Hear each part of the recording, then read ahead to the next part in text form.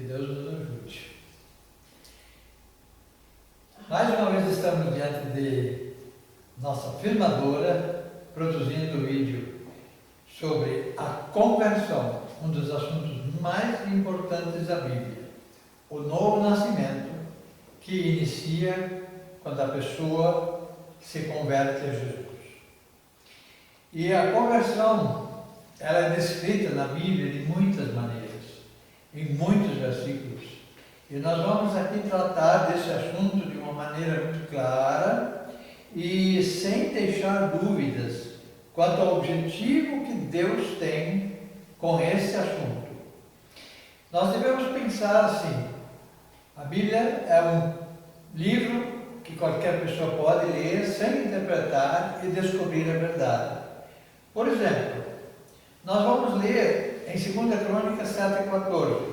E se o meu povo, que se chama pelo meu nome, se humilhar e orar, buscar a minha face e se converter dos seus maus caminhos, então eu ouvirei dos céus e perdoarei os seus pecados e sararei a terra.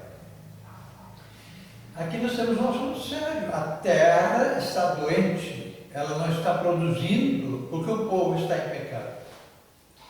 E ele fala como o povo dele, ele não está falando com os ímpios. Ele está falando com a igreja que precisa se arrepender, se converter para dentro da vontade de Deus. A lição anterior foi sobre o reino de Deus. Deus quer reinar em nossa vida, Deus quer governar em nossa vida. E para isso eu tenho que me humilhar, arrependido, e dizer: Senhor, me rendo. Então Ele nos dá um novo nascimento, que é justamente essa conversão maravilhosa para dentro da vontade de Deus. Amados, converter-se é começar com Cristo. Converter-se é andar com Cristo, é viver com Cristo. E a irmã José vai dar continuidade a esse assunto tão importante. Ezequiel 18, 21 e 22 diz: Mas se o ímpio se converter de todos os pecados que cometeu, e guardar todos os seus estatutos e proceder com retidão e justiça, certamente viverá, não morrerá. De todas as transgressões que cometeu, não haverá lembrança contra ele, pela sua justiça que praticou, viverá. E, gente, isso aqui é tremendo, que diz muito bem: quem se converter viverá e não morrerá. Então, de todas as suas transgressões que cometeu, não haverá lembrança contra ele. Pela sua justiça que praticou, viverá. Quer dizer que depois que ele se converteu, ele começa a praticar justiça. E essa justiça ele vai ser a favor dele. Por essa justiça ele viverá. Enquanto que antes de se converter, ele não fazia essas justiças. Então ele moriria. Mas como ele se converteu, ele viverá. Então é muito profundo esse versículo. Eu acho tremendo para nós entendermos que a conversão é necessária. Moisés 6:1 diz assim: Vinde e tornemos ao Senhor, porque despedaçou e nos sarará, feriu e nos atará ferida. Aqui diz que Deus até permite que sintamos alguma dor, que tenhamos alguma enfermidade, mas para nos chamar a atenção, para poder atar a nossa ferida.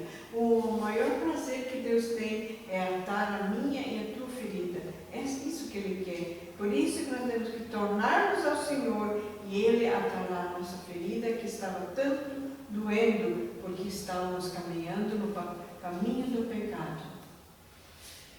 Então, andar no caminho do pecado significa ainda não deixar Deus reinar.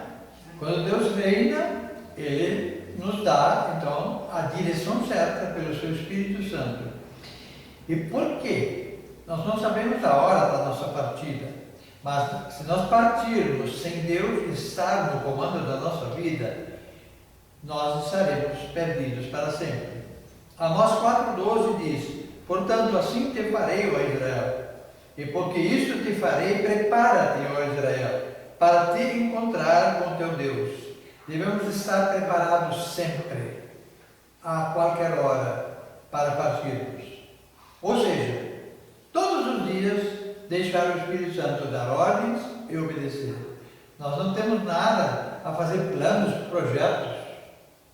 Isso agora está na mão de Deus. Ele cuida de nós, Ele nos dirige, Ele nos usa, Ele nos capacita. Ele, se nos dá uma ordem, Ele também capacita para que isto seja feito para a glória dele. Jesus falou em Mateus 27, de 4 a 9, né?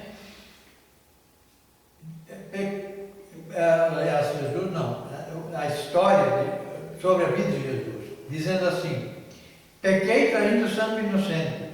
Eles, porém, disseram: que nos importa? Isso é contigo. E ele, atirando para o templo as moedas de prata, retirou-se e foi enforcar-se. Quantas pessoas estão nessa situação, que nem Judas? Ele reconheceu o seu erro. Quantos estão nas igrejas hoje, levantam a mão para frente, mas, ao sair da porta, não obedecem a Jesus? Judas podia ter corrido lá na cruz pedir perdão, reconhecer seu erro, se converter a Jesus e começar uma nova vida. Meu amigo, muitos hoje estão fazendo isso. Eu estive conversando com uma pessoa há poucos dias e ele me disse: quando eu fui batizado não tinha nem ideia do que era ser crente. Em primeiro lugar, o erro principal aqui foi que a pessoa fez uma pessoa tomar, um líder, ele fez uma pessoa tomar uma decisão a favor de Jesus e não lhe discipulou. O passo número 1 é discipular a pessoa que manifestou o desejo de ser salvo. E o batismo vem depois de ele conhecer e saber tudo que um cristão deve fazer e se render aos pés de Cristo para receber de Deus a salvação. Então ele vai afundar na água, mostrando que ele morreu para o mundo, e saindo da água, que ele ressuscitou para uma nova vida. E isto é importante. Sem ser discipulado, nós não sabemos o que é ser cristão. Eu sou cristão agora há 60 anos, mas não aprendi isso nos primeiros dias. Eu fui aprendendo, assim como os discípulos tiveram que aprender durante 3 anos de Jesus. E em Lucas 11, 32, nós lemos o seguinte: os homens de Nínive se levantarão em juízo com essa geração e a condenarão, pois se converteram com a pregação de Jonas, e eis aqui está quem é maior do que Jonas. Jonas era um homem que até fugiu de Deus, mas ele foi usado por Deus e o povo de Nínive se converteu. Jesus estava no meio do povo de Israel e o povo de Israel não se converteu. Até hoje em Israel é proibido ler Bíblia, é proibido ser cristão. Cristão lá é perseguido ferozmente. Mas, meu amado, se nós não cuidarmos, se nós não fizermos a vontade de Deus, se nós não discipularmos como Deus manda de casa em casa, em breve o Brasil está pior que Israel. Por quê?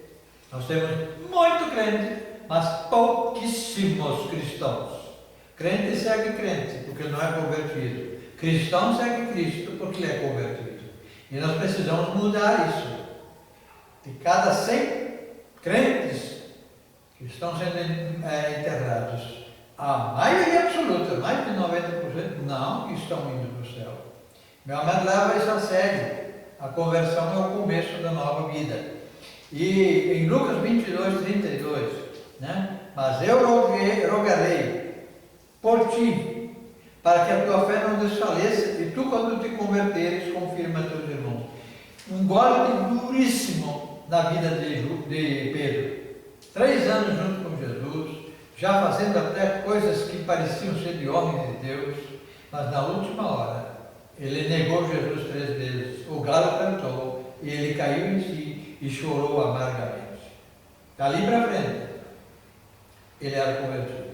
Dali para frente, ele obedeceu ao Espírito Santo. E dali para frente, ele foi usado por Deus. Meu amado, não deixe o galo cantar. Não pense porque você é um líder religioso, está lá com um título na igreja, mas na realidade não está fazendo discípulos que você é um salvo. Discípulo faz discípulo. Salvo leva à salvação. E ninguém pode levar alguém à salvação se não tem salvação, porque não tem a vida de Cristo. Sem ter a vida de Cristo, eu sou apenas um defunto andando por aí. É duro? É. A pessoa só tem vida depois da conversão. Então, amados, ouça bem. Conversão é o início da vida cristã. A irmã Gisela vai continuar sobre esse tema. Na verdade, eu vos digo que se o grão de trigo caindo na terra não morrer, fica ele só, mas se morrer, dá muito fruto. João 12:24. Então, aqui ele está nos ensinando de que nós precisamos realmente morrer para o mundo e ressuscitar para Cristo e nascer novamente para o Senhor. Deixamos de ser criatura e agora sermos filhos de Deus. O grão de trigo, quando vai posto na terra, ele precisa germinar e vai dar um novo pé de trigo. Assim somos nós. Nós precisamos morrer para termos uma nova vida em Cristo. E Atos 13:19 diz: arrependei-vos, pois, e convertei-vos, para que sejam apagados os vossos pecados e venham assim tempos de refrigério pela presença do Senhor. Então, aqui está dizendo, Deus tem uma nova vida para nós. Precisamos nos arrepender e converter para podermos viver, usufruir essa nova vida que Jesus tem para nós. Refrigério, uma vida refrescante, não uma vida de cabeça quente, uma vida de nervosismo, que sentimos calor e sentimos que nós não estamos bem, precisamos ir no médico, ficamos exaustos, ficamos nervosos, tudo porque não temos o refrigério de Cristo em nossas vidas. Precisamos termos esse refrigério pela presença do Senhor. E jamais teremos a presença do Senhor sem uma conversão genuína. E Atos 17:30 diz: mas Deus, não tendo em conta os tempos da ignorância, anuncia agora a todos os homens em todo lugar que se arrependam. Então lembre-se disso, Deus não vai considerar o tempo da nossa ignorância, da minha e da tua ignorância. O que quer dizer isso? Antes de conhecermos a palavra, era uma coisa. Depois de conhecermos a palavra, é outra coisa. Então, esse tempo que nós não conhecíamos a palavra, não éramos salvos, lavados, restaurados no sangue de Cristo, não tínhamos nos arrependidos e convertidos. Esse tempo Deus não considera. Ele se considera depois do novo nascimento, arrependendo-nos. E assim, o tempo da ignorância será anulado. Em 2 Coríntios 3,16, mas quando se converterem ao Senhor, então o véu se retirará. Amados, a cegueira espiritual existe em todas as pessoas que ainda não nasceram de novo.